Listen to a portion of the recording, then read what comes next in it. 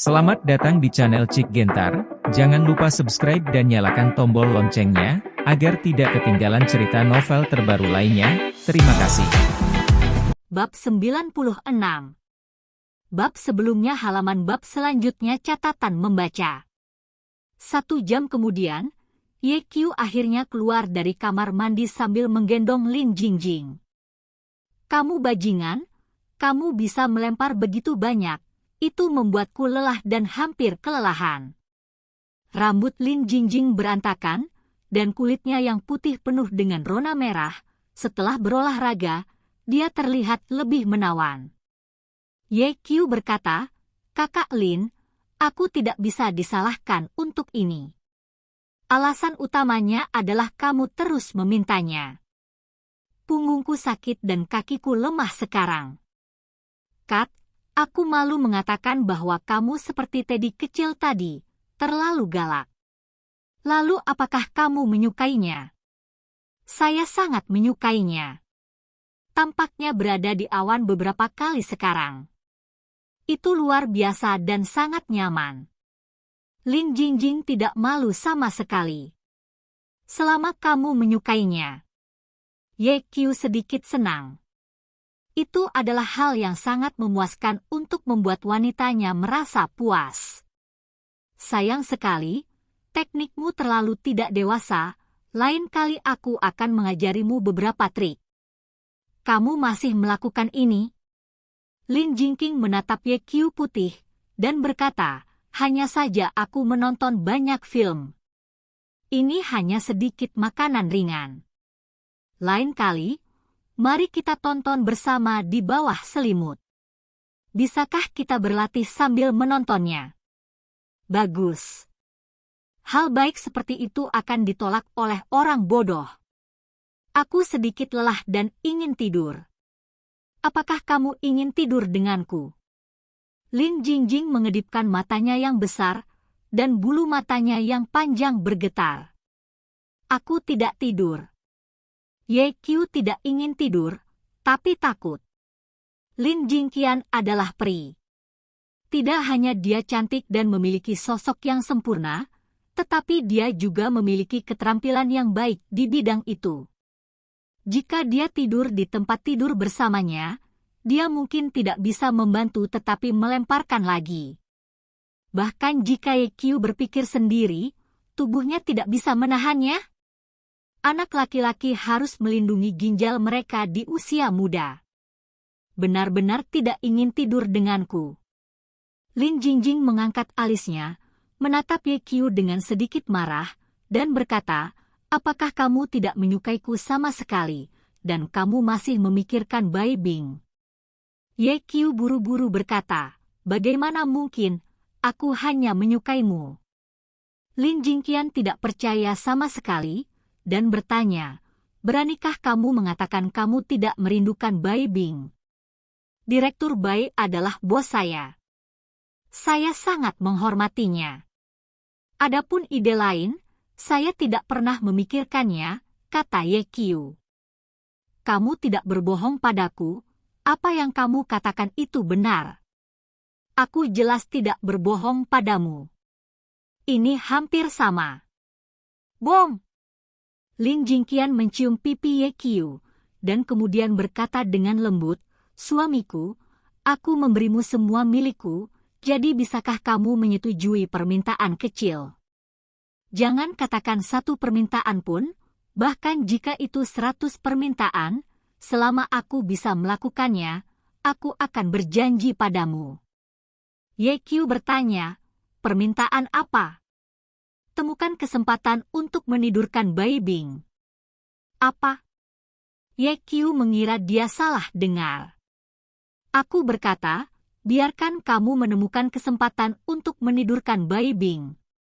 Lin Jingqian mengulanginya lagi. Ye Qiu menatap Lin Jingjing dengan heran. "Saya berpikir, apakah wanita ini baik-baik saja dengan otaknya? Saya hanya menidurkannya, dan dia benar-benar meminta saya untuk tidur dengan wanita lain. Apa yang ingin dia lakukan? Berbagi pacar dengan orang lain? Atau dia sedang menguji dirinya sendiri?" Ye Qiu tidak dapat mengetahui pikiran sebenarnya di hati Lin Jingjin, dan dengan sengaja berkata dengan wajah datar, "Kakak Lin, jangan membuat lelucon seperti ini di masa depan." "Aku tidak bercanda denganmu, aku serius," kata Lin Jingjing. "Saudari Lin, izinkan saya mengajukan pertanyaan, apakah saya pacar Anda sekarang?" "Tentu." "Oke. Karena aku pacarmu, kenapa kamu ingin aku tidur dengan Direktur Bai? Tidak ada konflik antara kamu menjadi pacarku dan memintamu untuk tidur dengan Bai Bing. Kenapa kamu tidak berkonflik? Aku sudah menjadi pacarmu, bagaimana aku bisa tidur dengan wanita lain?" Ye Qiu benar-benar tidak mengerti apa yang dipikirkan Lin Jingjing. Lin Jingjing berkata, "Kamu mengatakan yang sebenarnya, apakah kamu pria ingin tidur dengan wanita seperti Bai Bing?" "Memikirkan." Ye Qiu mengaku dengan sangat jujur. Bai Bing adalah sosok yang cantik dan baik. Dia adalah Dewi Gunung Es yang terkenal. Seorang wanita yang tidur seperti ini sangat menawan bagi seorang pria. Terlebih lagi, dia mengenakan jas putih setiap hari, yang merupakan godaan besar bagi pria dengan kebiasaan seragam. "Lalu apakah kamu seorang pria?" Lin Jingqian bertanya lagi. Ye Qiu tersenyum, "Saudari Lin, apakah saya laki-laki? Bukankah Anda baru saja mencoba semuanya?" "Hah?" Lin Jingjing memutar matanya dan berkata, "Lagi pula aku tidak peduli. Kamu harus melakukan segala yang mungkin untuk tidur dengan Bai Bing." Ye Qiu masih tidak mengerti, dan bertanya, "Saudari Lin, apakah Anda benar-benar berencana untuk berbagi pacar dengan orang lain?" Lin Jingli menghela nafas pelan, dan berkata, "Di masa lalu dan sekarang, di antara semua pria yang mencapai hal-hal besar, siapa yang hanya memiliki satu wanita? Jadi, saya telah melihat ini sejak lama. Pria yang saya cari, selama dia memilikiku di hatinya, aku tidak peduli berapa banyak wanita yang dia miliki. Lagi pula, tahun ini pria baik itu seperti barang mewah yang mahal, banyak wanita yang ingin memilikinya." Lin Jingjing memegang wajah Ye Qiu dengan kedua tangannya, dan kemudian berkata, "Dan saya percaya bahwa Anda akan menjadi lebih dan lebih menonjol, dan dalam waktu dekat, Anda pasti akan terkenal di seluruh dunia. Jika saya hanya memiliki Anda, akankah sepertinya aku terlalu berlebihan? Egois?" Ye Qiu tidak bisa menemukan kata-kata untuk disangkal untuk sementara waktu. Apa yang dikatakan Lin Jingjing, meskipun kedengarannya agak bertentangan dengan etiket dan moralitas tradisional, tetapi itu masuk akal. Bukankah itu yang terjadi di masyarakat saat ini? Orang-orang kaya dan berkuasa itu, yang tidak mencari 3 jaminan kecil untuk membesarkan seorang wanita di luar? Meskipun aku sedikit tidak menyukai Bai Bing, aku juga harus mengakui bahwa penampilan dan sosoknya memang sebanding dengan milikku. Daripada membuat orang lain lebih murah, lebih baik membuatmu lebih murah." Mata Lin Jingqian berkilat licik dan bangga. Jiao berkata, "Tapi bersamaku, Bai Bing hanya bisa menjadi anak-anak selamanya." "Dahi, ini adalah apa yang Anda benar-benar berpikir?" "Oke, aku akan tidur. Apakah kamu benar-benar tidak tidur denganku?" Mata Lin yang lembut beriak dengan air, menatap Ye Qiu dengan sedikit berharap. "Aku tidak tidur." Ye Qiu berkata, "Ketika kamu bangun, aku akan membuatkanmu sesuatu untuk dimakan." "Sister Lin, apa yang ingin kamu makan?" "Aku ingin makan." Mata Lin Jing melirik Ye Qiu ke atas dan ke bawah, dan akhirnya tetap di suatu tempat, mengerutkan bibirnya, menyipitkan mata dan tersenyum. "Aku ingin makan lollipop." Ye Qiu sangat bersemangat dan dengan sengaja berkata, "Sekarang makan." "Oke, kamu tidur denganku dan aku akan makan."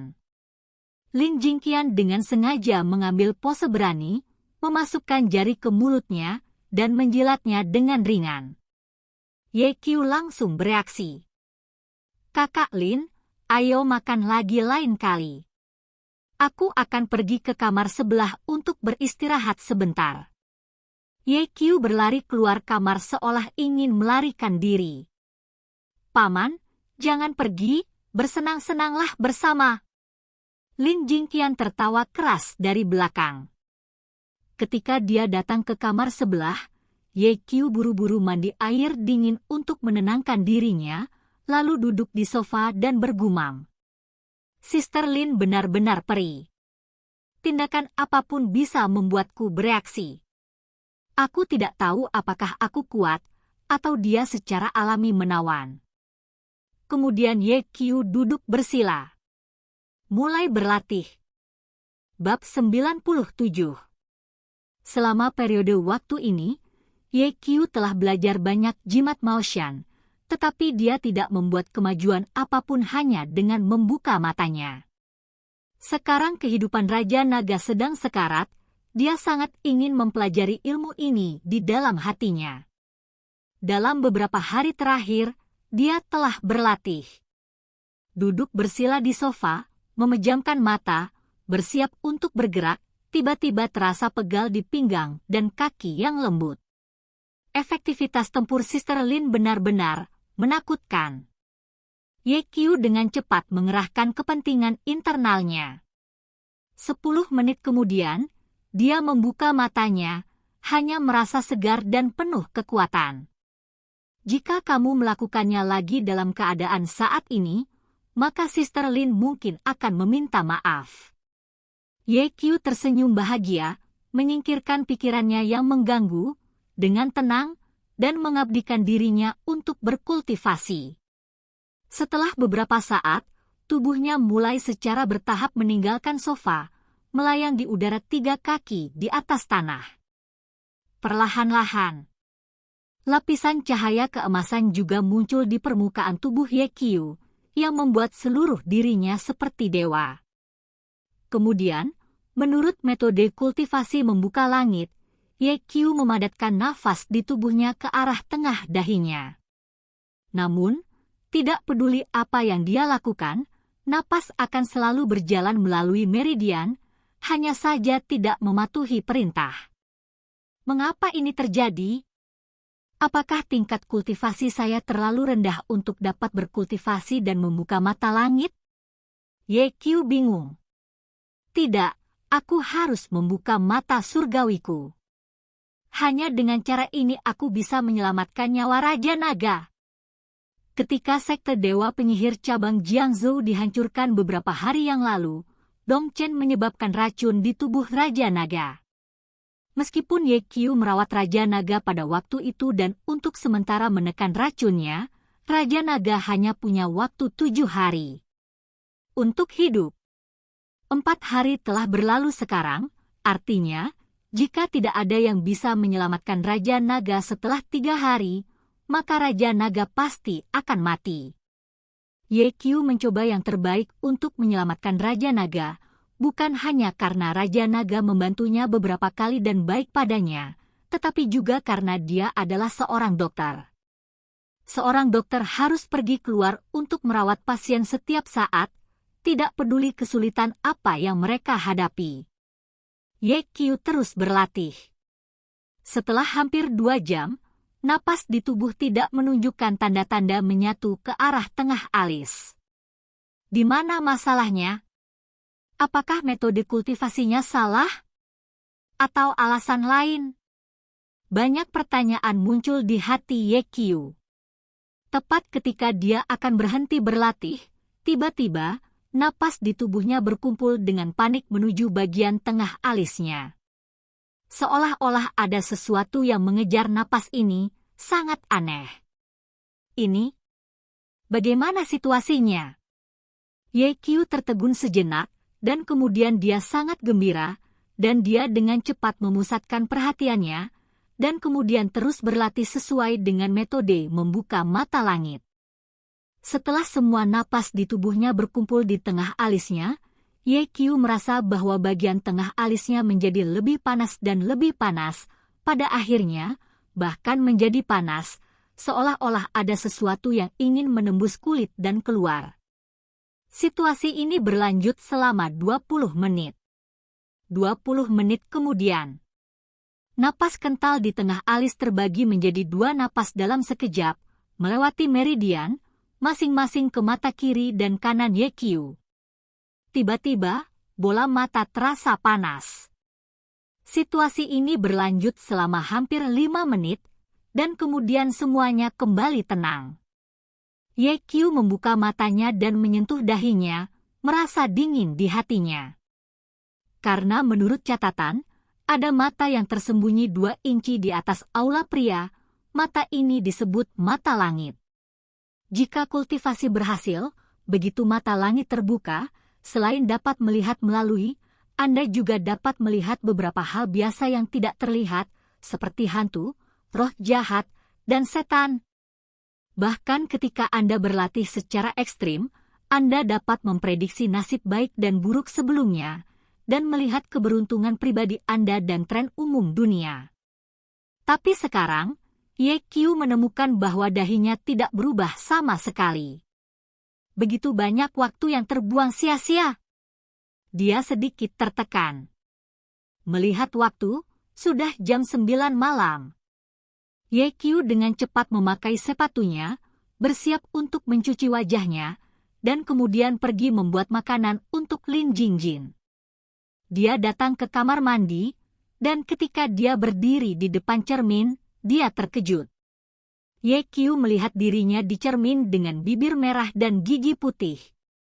Kulitnya lebih baik dari sebelumnya, dan fitur wajahnya lebih bersudut dari sebelumnya. Yang paling penting adalah temperamennya juga meningkat pesat. Sangat tampan, sayang sekali tidak menjadi aktor. YQ melihat ke cermin dan melihat lagi. Tiba-tiba, dia menyadari bahwa matanya juga sedikit berubah, dan pupilnya tampak lebih gelap dari sebelumnya. Matanya sangat tampan, jika ipar perempuan itu habis, hanya sedikit orang yang tahan, kan? Tapi apa gunanya mata yang tampan? Bukannya kamu belum membuka mata langit? Akan sangat bagus jika mata langit bisa dibuka, maka Raja Naga bisa diselamatkan. Hah, apa itu? Pada saat yang tidak disengaja, YQ menemukan bahwa sepertinya ada sepasang pupil yang tersembunyi jauh di dalam pupil kedua matanya. Dia pikir dia terpesona, menggosok matanya, dan melihatnya dengan cermat.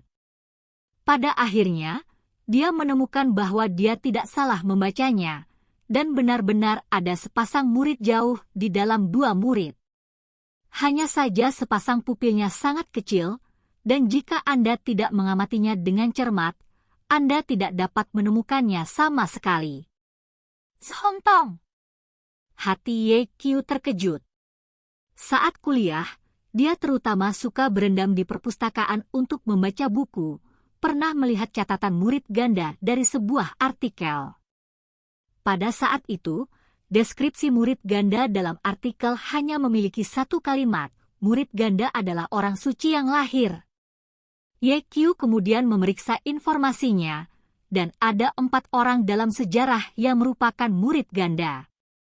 Yang pertama adalah Chang Jie, orang suci yang membuat karakter untuk Kaisar Kuning, yang kedua adalah Kaisar Shun, yang setenar Kaisar Yao, yang ketiga adalah Xiang Yu, penguasa Chu Barat, dan yang keempat adalah Li Yu, sang ratu, penguasa dinasti Tang Selatan. Hanya saja orang-orang ini terlahir dengan pupil ganda. Dan murid ganda YQ baru saja muncul. Apakah saya menderita penyakit mata? YQ adalah seorang dokter dan lahir di zaman ilmu pengetahuan yang maju. Hal pertama yang dia pikirkan adalah penyakit mata. Secara medis juga ada penjelasan untuk pupil ganda. Konon keadaan ini terjadi akibat pelekatan dan distorsi pupil, yang disebut juga mata berpasangan, yang dianggap sebagai fenomena awal katarak. Tapi segera YQ membantah pandangan ini. Saya telah melihat orang-orang dengan katarak awal. Mata mereka berbeda dari mata saya, dan saya tidak merasa tidak nyaman sekarang. Mungkinkah saya juga terlahir sebagai orang suci?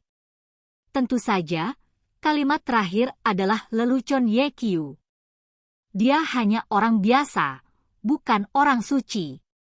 Terlebih lagi, sebelum hari ini, matanya semua normal, dan dia tidak memperhatikan perubahan pada pupilnya sampai sekarang.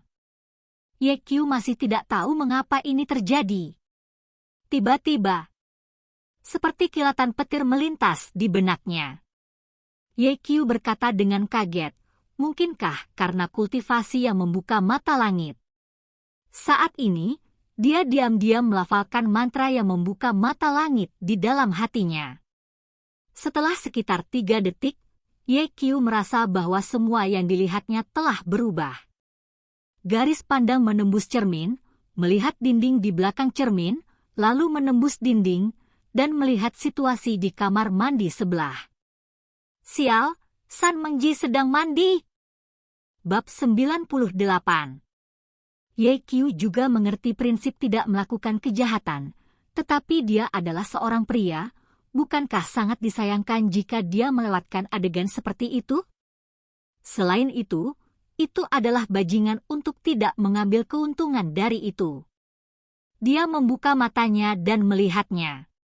Saya menemukan bahwa San Mengji jauh lebih manis daripada tampilan garang yang biasa. Dia ramping dan lemah, dengan kulit putih, seolah-olah dapat dihancurkan oleh bom, sepasang mata berkilau, dan matanya bergerak tanpa henti dan sangat energik. Pada saat ini, dia ditutupi dengan shower gel, dan busa hanya menutupi beberapa area utama. Sangat disesalkan. Yekyu menghela nafas diam-diam. Setelah beberapa saat, San Mengji menyalakan saklar pancuran, dan air panas keluar dari alat penyiram. Di bawah tirai air, busa secara bertahap hanyut, dan tubuh yang sempurna menjulang. Namun, pada saat ini, kabut air menghalangi pandangan. Bergantung pada... Yekyu diam-diam mengutuk, menggosok matanya, dan penglihatannya menjadi jelas kembali. Tanpa diduga, yang menarik perhatian adalah punggung putih dan tanpa cacat. Punggung San Mengji sangat proporsional. Mata Yekyu terus melihat ke bawah. Tiba-tiba, ambil napas. Ada bekas luka di punggung San Mengji hingga pinggangnya, panjangnya lebih dari 20 cm dan lebarnya 30 cm. Meski lukanya sudah lama sembuh, jahitannya sangat eye-catching, meliuk-liuk, seperti kelabang, mengerikan dan menakutkan. Yekyu melihat lebih dekat dan menemukan bahwa bekas luka di tubuh San Mengji disebabkan oleh luka pisau. Aneh, bagaimana bisa seorang gadis menderita luka serius seperti itu? Sepertinya ada cerita dalam dirinya. Tepat ketika Yekyu akan terus melihat ke bawah, rasa pusing yang kuat menghantamnya, dan dia dengan cepat menarik kembali matanya. Sikat! Dahinya dipenuhi keringat dingin, dan kakinya hampir goyah. Yekyu bersandar di dinding dengan satu tangan, melihat dirinya di cermin, dan berbisik, apa yang terjadi barusan? Bagaimana saya melihat San Mengji mandi? Mungkinkah itu halusinasi? Memikirkan hal ini, Yekyu buru-buru keluar dan pergi ke pintu kamar sebelah untuk mendengarkan. Benar saja, ada sedikit suara di dalam ruangan. Yekyu tercengang, apakah benar semua yang kulihat barusan? Bagaimana pandangan saya bisa menembus dinding? Mungkinkah? Yekyu tiba-tiba memikirkan kemungkinan.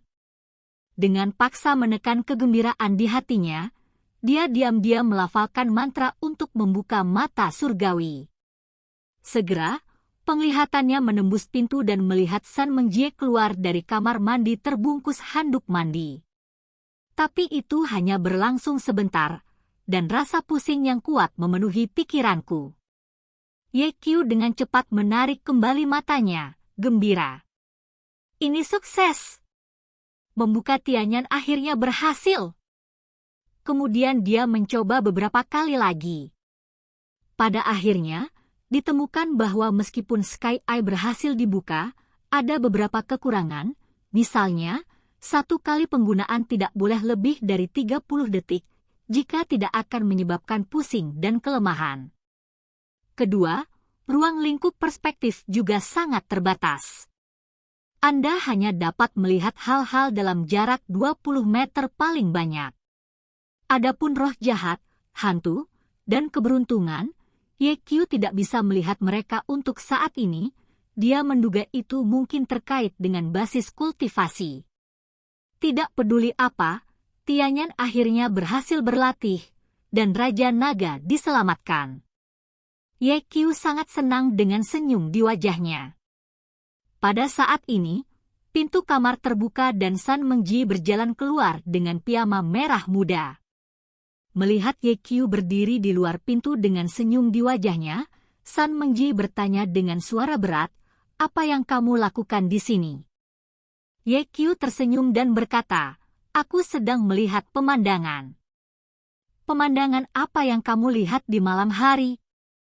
"Katakan, apa yang kamu lakukan diam-diam di sini?" teriak San Mengji tajam. "Aku baru saja berkata, aku sedang melihat pemandangan." YQ melirik San Mengji. Ini adalah pertama kalinya dia melihat San Mengji dengan piyama, dan tersenyum. "Pemandangan di depanmu adalah pemandangan yang paling indah." San Mengji mengerti arti kata-katanya, dan ada rona merah di akar telinganya, dan berkata dengan marah, "Apakah kamu berani menganiaya saya, ingin mati?" YQ tidak takut sama sekali, dan sepasang bola mata berbalik ke arah San Mengji dengan tidak hati-hati. San Mengji sangat malu, dan meraung, "Lihat baik-baik lagi, aku akan menggali bola matamu." Teska tus-tus, kenapa temperamen seorang gadis begitu buruk? Tapi sekali lagi, kamu terlihat sangat imut dengan piyama. Kamu bajingan, berani bicara omong kosong, mati untukku. Ledakan! San Mengji menendang selangkangan YQ. Jika tendangan ini terkena, bahkan jika adik laki-laki YQ tidak terluka parah, dia bahkan tidak akan berpikir untuk menjadi lebih keras setidaknya selama 10,5 bulan.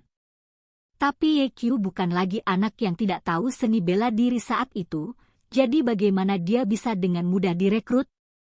Dia menghindar dengan cepat, menghindari serangan San Mengji, dan kemudian menembak seperti kilat, meraih kaki yang ditendang San Mengji di tangannya. "Lepaskan aku!" San Mengji berkata dengan marah. "Jika kamu menyuruhku untuk melepaskan, maka aku akan melepaskannya." YQ berkata, "Kamu wanita, kamu ingin aku memotong anak dan cucu, jadi hatimu terlalu kejam. HMPH, hancurkan alatmu, jangan sampai kamu menyakiti orang." "Siapa yang aku sakiti?" "Siapa lagi yang bisa? Itu Lin, cepat lepaskan aku." "Aku tidak akan melepaskannya, apa yang bisa kamu lakukan?" YQ tidak hanya tidak melepaskannya, tetapi malah mengulurkan tangannya yang lain dan menyentuh kaki San Mengji. San Mengji tidak pernah begitu dipermalukan, matanya merah karena marah. "Saya akan membunuhmu." Kaki San Mengji yang lain juga tertendang. Dia benar-benar mengabaikan fakta. Salah satu kakinya ditangkap oleh YQ saat ini, dan ketika yang lain ditendang keluar, tubuhnya tidak lagi ditopang dan dia akan langsung jatuh. Seperti yang diprediksi. Begitu San Mengji menendang kakinya, dia menyadari bahwa pusat gravitasinya tidak stabil, dan dia berteriak, "Oh!" dan jatuh ke tanah. Suara mendesing. Dengan lompatan, YQ memeluk San Mengji, dan kemudian bertanya dengan lembut, "Apakah kamu baik-baik saja?" San Mengji mendongak dan melihat sepasang mata gelap dipenuhi dengan keprihatinan yang mendalam. Untuk sementara, dia lupa bahwa dia berada di pelukan seorang pria dan menggelengkan kepalanya dengan lembut. Tidak apa-apa, tidak apa-apa. Baru saat itulah San Mengjie menyadari bahwa dia berada di pelukan Ye Qiu dan tersipu dan berkata, "Kamu, apakah kamu ingin berterima kasih padaku?" "Tidak perlu, tidak.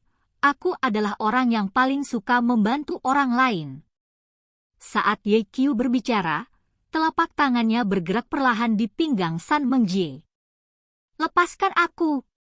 San Mengjie malu dan marah, tetapi dia tidak menyangka bajingan ini mengambil keuntungan darinya.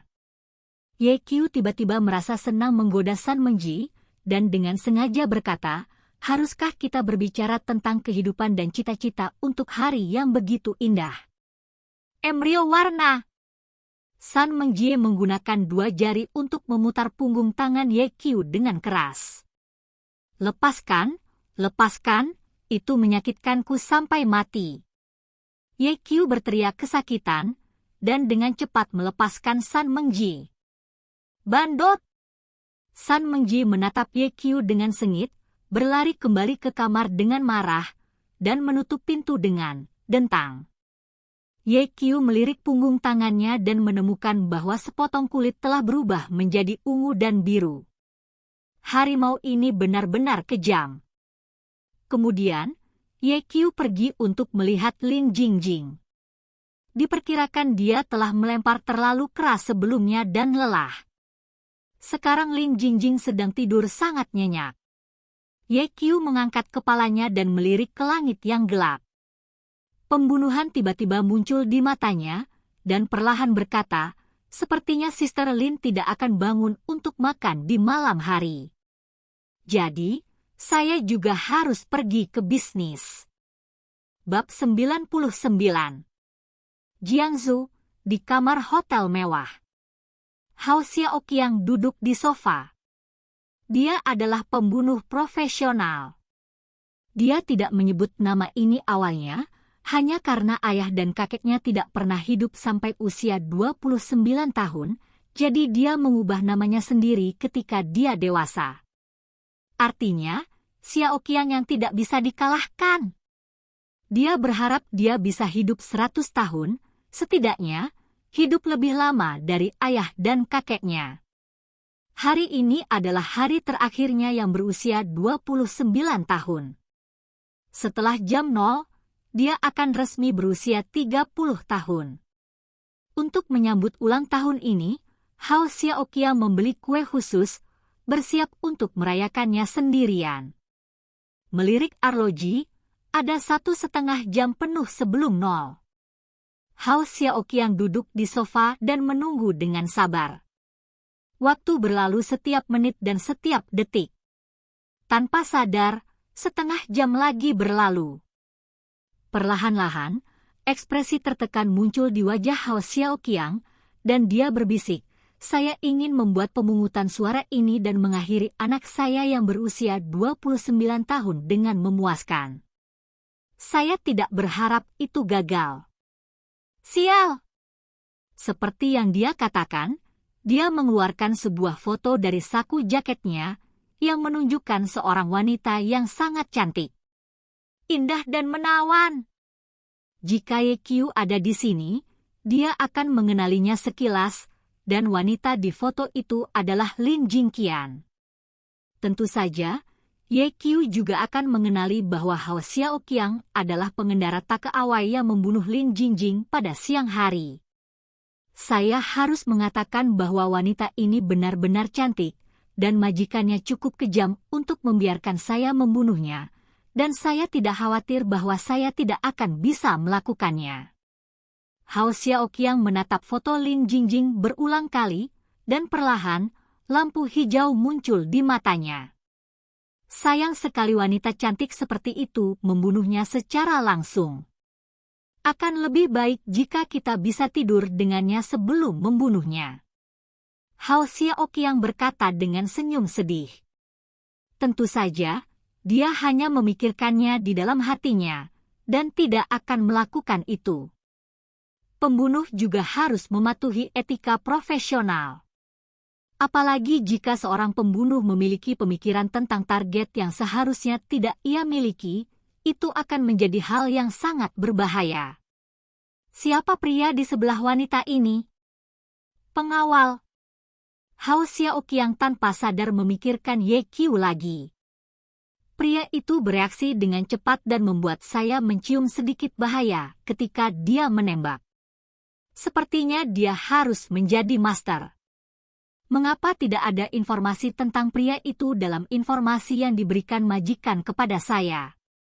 Hao Xiaoqiang mengerutkan kening, lalu tertawa lagi. Jika targetnya sangat mudah untuk dibunuh, majikan tidak akan menghabiskan begitu banyak uang untuk meminta saya pergi. Ledakan! Tiba-tiba, ada ketukan di pintu. Mata Hao Xiaoqiang langsung menajam, meraih belati di atas meja kopi, berjalan dengan lembut ke pintu, dan melirik keluar melalui mata kucing, hanya untuk melihat seorang pelayan mendorong stasiun makanan di luar. Siapa? Hao Xiaoqiang sangat berhati-hati, dan tidak membuka pintu.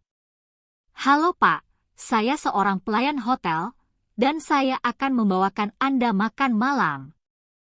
Kata pelayan itu. Aku tidak memesan makan malam. Begitu Pak, hotel telah menyiapkan makan malam gratis untuk setiap tamu VIP yang menginap. Sebelum perubahan, Hao Xiaoqiang akan langsung menolak, tetapi hari ini berbeda, karena ini adalah ulang tahunnya yang ke-30 setelah tengah malam. Apakah ada anggur merah? Hao Xiaoqiang bertanya. Ya. Pelayan itu menjawab, ada steak dan dimsum.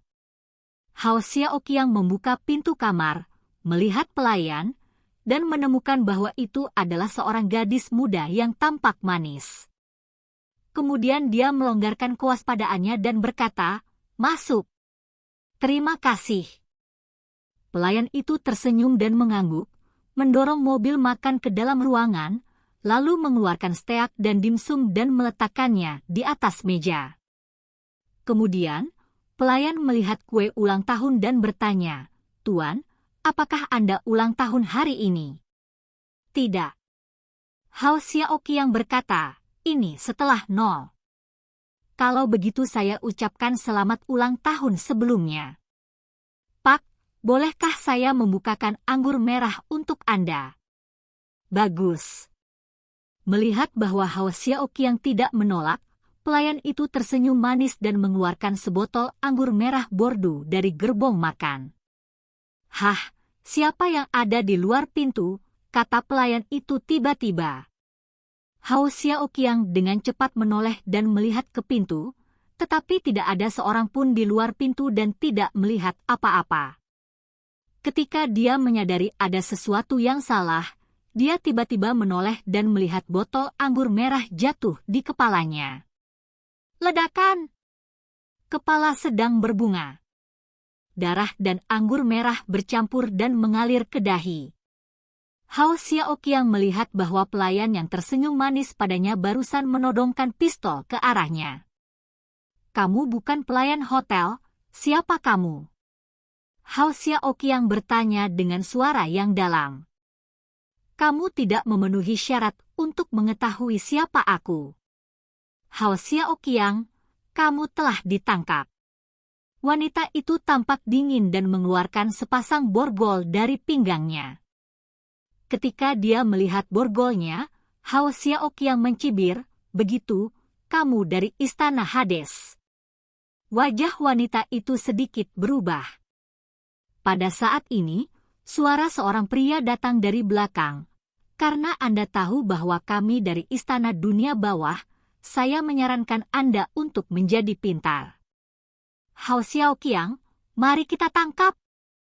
Hao Xiaoqiang melirik pria itu, yang berusia awal 30-an, kekar, dengan wajah karakter Cina, dan wajah kebenaran. Apakah kamu di istana Hades jika kamu penuh dan tidak ada hubungannya? Aku tidak pernah memprovokasi kamu. Mengapa kamu harus membuat masalah denganku? Wajah Hao Xiaoqiang menjadi lebih suram, sepertinya istana Hades telah membuat persiapan yang cermat untuk menangkap dirinya sendiri. Pria itu berkata, Tujuan istana Hades kami adalah untuk mempertahankan rumah kami dan negara kami. Apapun yang melanggar keamanan nasional dan kepentingan rakyat harus dicegah. Anda telah membunuh begitu banyak orang di luar negeri, dan Anda ingin kembali ke Jiangsu untuk membuat masalah. Jangan pikirkan itu. Tanpa diduga, aku akan ditanam di tanganmu, Hao Xiaoqiang mendengus dingin dan mengulurkan tangannya. Melihat adegan ini, wanita itu memegang borgol dan bersiap untuk memborgol Hao Xiaoqiang. Pada saat ini, retakan! Hao Xiaoqiang dengan cepat menggenggam pergelangan tangan wanita itu, memaksanya ke dalam pelukannya, dan kemudian mencekik leher wanita itu dengan tangan kirinya.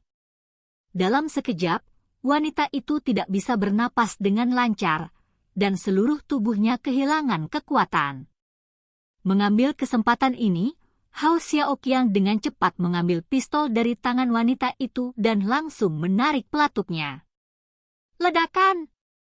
Peluru mengenai bahu pria itu, dan pria itu jatuh ke tanah dalam sekejap, berdarah. Semuanya dilakukan dalam sekejap mata. Hao Xiaoqiang menyeringai dan berkata, hanya karena kalian berdua ingin menangkapku? Bermimpi! Kapten, seru wanita itu. Pria itu menopang dinding dengan satu tangan, menahan rasa sakit dan berkata, Hao Xiaoqiang, saya menyarankan Anda untuk tidak melawan tanpa rasa takut. Karena kami dapat menemukan Anda, kami telah membuat persiapan habis-habisan. Anda tidak dapat melarikan diri. Tidak bisa melarikan diri? Kalau begitu bunuh kamu dulu, lalu perkosa wanita ini dulu dan kemudian bunuh wanita ini. Bagus kalau kalian berdua membayar untuk hidupku, hahaha. Hao Xiaoqiang mengangkat tangannya, mengarahkan pistol ke dahi pria itu, dan hendak menarik pelatuknya ketika dia tiba-tiba melihat sesosok muncul di pintu. Bab 100. Itu kamu? Murid Hao Xiaoqiang menyusut tajam. Pria yang muncul tiba-tiba bukanlah orang lain, itu adalah Ye Qiu. Ye Qiu tersenyum dan berkata, aku tidak menyangka akan bertemu secepat ini. Bagaimana kamu menemukannya di sini? Hao Xiaoqiang sangat bingung. Akan dimaafkan jika orang-orang di Aula Hades menemukan tempat persembunyiannya. Mengapa Ye Qiu juga menemukannya? Aku punya metodeku sendiri. Jika bukan karena beberapa penundaan, aku akan datang kepadamu di siang hari. Ye Qiu melirik pria yang terluka di tanah, lalu pada wanita yang disandra oleh Hao Xiaoqiang, dan mengejek Hao Xiaoqiang, lagi pula, kamu juga seorang pembunuh. Mengapa kamu selalu suka menembak wanita? Apakah ada semacam rahmat? Saya seorang pembunuh. Saya tidak membutuhkan sikap apapun. Tapi kamu laki-laki. Ye Qiu membuka matanya lebar-lebar, berpura-pura terkejut. Mungkinkah kamu bukan laki-laki? Kamu bukan laki-laki. Hao Xiaoqiang menatap Ye Qiu dengan getir, dan berkata, jika bukan karena kamu hari ini, aku akan membunuh wanita itu. Kamu datang tepat, dan sekarang aku akan mengirimmu ke jalan. Aku akan menembak setelah selesai. Dan masih banyak lagi. Ye Qiu buru-buru berkata, aku tidak akan menjadi musuhmu. Aku di sini hanya untuk bertanya, siapa majikanmu? Apakah kamu pikir aku akan memberitahumu? Hao Xiaoqiang mencibir, aturan pertama para pembunuh adalah kamu tidak dapat mengungkapkan identitas majikanmu bahkan jika kamu mati. Ye Qiu sedikit mengernyit. Dengarkan apa yang kamu maksud. Apakah kamu tidak tahu bagaimana mengatakannya ketika kamu mati? Aku tidak akan mengatakannya ketika aku mati. Hao Xiaoqiang bertekad. Dia telah menjadi pembunuh selama bertahun-tahun, dan dia sangat menyadari beberapa aturan di industri ini. Jika dia dengan mudah mengungkapkan identitas majikannya, reputasinya akan hancur. Tidak hanya tidak akan ada yang bertanya padanya di masa depan, tetapi dia akan diburu oleh seluruh industri. Kenapa kamu? Ye Qiu membujuk, selama kamu memberitahu aku informasi majikan, aku berjanji untuk tidak membunuhmu. Apa katamu? Hao Xiaoqiang mengira dia salah dengar. Saya berkata, selama Anda memberitahu saya informasi majikan, saya tidak akan membunuh Anda. Hahaha. Hao Xiaoqiang tertawa terbahak-bahak, seolah-olah dia mendengar lelucon paling lucu di dunia. Setelah beberapa saat, dia berhenti tertawa dan bertanya kepada Ye Qiu, apakah kamu tahu siapa aku? Ya. Kamu adalah seorang pembunuh. Lalu apakah kamu tahu apa yang aku lakukan?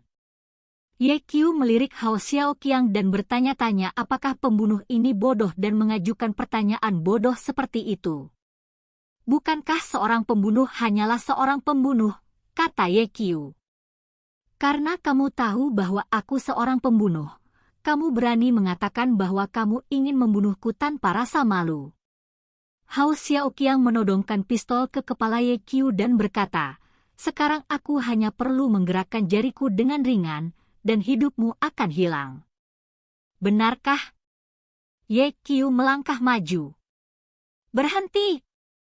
Aku akan menembak jika kamu bergerak lagi, teriak Hao Xiaoqiang.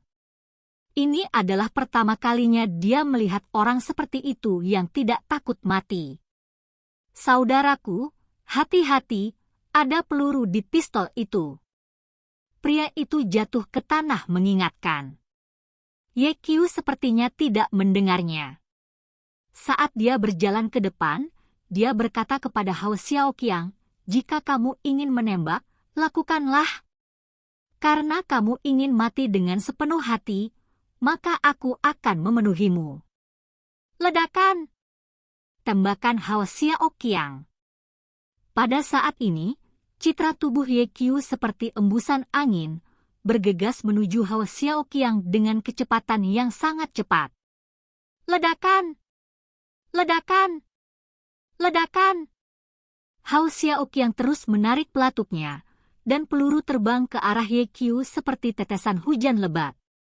Hao Xiaoqiang hanya menunggu peluru shuttle selesai sebelum dia berhenti. Tetapi pada saat ini, dia melihat bahwa Ye Qiu berjarak kurang dari 2 meter darinya, tanpa cedera. Ini? Hao Xiaoqiang tercengang. Dia tidak menyangka bahwa dengan begitu banyak peluru, tidak satu pun dari mereka yang mengenai Ye Qiu. Apakah orang ini laki-laki atau hantu? Ini juga mengerikan. Hao Xiaoqiang sekarang hanya memiliki satu pikiran di benaknya, dan itu adalah pergi dari sini dengan cepat.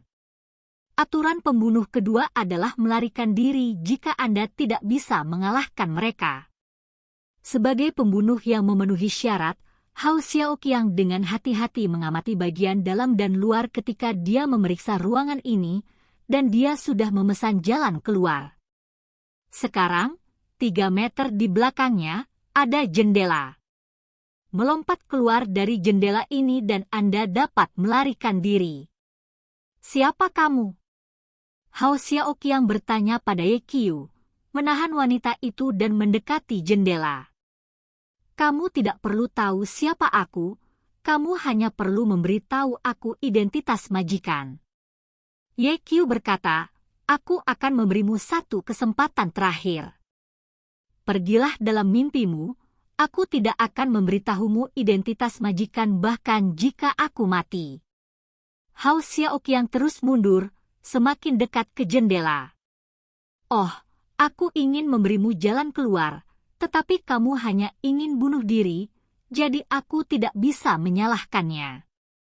Ye Qiu maju selangkah, tiba-tiba melepaskan napas dingin, aura pembunuh. Berhenti! Aku peringatkan kamu, jika kamu berani datang, aku akan membunuhnya dulu. Hao Xiaoqiang menggunakan tangannya dengan keras, dan segera, mata wanita yang dipegangnya menjadi putih, dan sepertinya aroma itu akan hilang kapan saja. Ye Qiu berhenti, dan tiba-tiba bertanya, apakah kamu tahu siapa aku? Siapa kamu? Hao Xiaoqiang juga ingin mencari tahu siapa pria di depannya ini dan mengapa keahliannya begitu tidak normal. Saya seorang dokter, kata Ye Qiu. Dokter? Hao Xiaoqiang tidak percaya. Bisakah seorang dokter menghindari peluru? Dokter bisa menyelamatkan orang dan bisa membunuh orang. Suara mendesing. Saat suara itu jatuh, tubuh Ye Qiu telah menghilang dari tempatnya berada, dan dia dengan cepat muncul di samping Hao Xiaoqiang dengan sebuah pukulan. Bang! Tinju itu mengenai tulang rusuk bawah Hao Xiaoqiang. Kekuatan luar biasa menyebabkan Hao Xiaoqiang terbang keluar, membenturkan kepalanya ke dinding, dan kemudian menabrak tanah. Ye Qiu mengambil keuntungan dari situasi ini. Sebelum Hao Xiaoqiang bisa bangun, dia dihancurkan oleh tenggorokan Ye Qiu dengan satu kaki. Engah! Terus keluarkan darah dari mulut. Ketika Hao Xiaoqiang sekarat, dia berjuang untuk melirik arlojinya. Masih ada 5 menit menuju 0. Sepertinya bahkan jika kamu mengubah namamu, kamu masih tidak bisa lepas dari pengaturan yang menentukan. Ekspresi sedih muncul di wajah Hao Xiaoqiang, dan dalam 5 detik, dia benar-benar berhenti bernapas. Pada akhir tahun 29, Ye Qiu berjalan untuk membantu wanita itu dan bertanya, apakah kamu baik-baik saja? Aku baik-baik saja, terima kasih. Wanita itu berkata dengan penuh terima kasih, dengan pemujaan yang tidak tersamar di matanya. Sama-sama. Ye Qiu mendatangi pria yang tertembak lagi, dan dengan cepat memeriksa luka untuk pria itu, dan menemukan bahwa tidak satu pun peluru mengenai tempat yang fatal, kemudian membantu pria itu mengeluarkan peluru, dan kemudian menarik 2 jimat hemostatik lagi. Ye Qiu mengangkat pria itu dan berkata, cederamu bukan lagi masalah serius. Kamu hanya perlu memulihkan diri sebentar. Terima kasih. Pria itu berterima kasih kepada Ye Qiu. Apakah kamu polisi? Ye Qiu bertanya dengan rasa ingin tahu. Kami adalah Ming, begitu wanita itu berbicara. Dia dimelototi oleh pria itu dan menutup mulutnya dengan cepat. Pria itu berkata, saudaraku, nama saya Gu Feng, bagaimana Anda menyebutnya? Namaku Ye Qiu. Kata Ye Qiu. Saudara Ye Qiu, terima kasih banyak hari ini. Jika kamu tidak muncul tepat waktu, konsekuensinya akan sangat tidak terbayangkan, kata Gu Feng penuh terima kasih. Ya, terima kasih telah menyelamatkan hidupku. Wanita itu berterima kasih lagi. Kamu tidak harus sopan. Ye Qiu baru saja selesai berbicara ketika telepon di sakunya tiba-tiba berdering.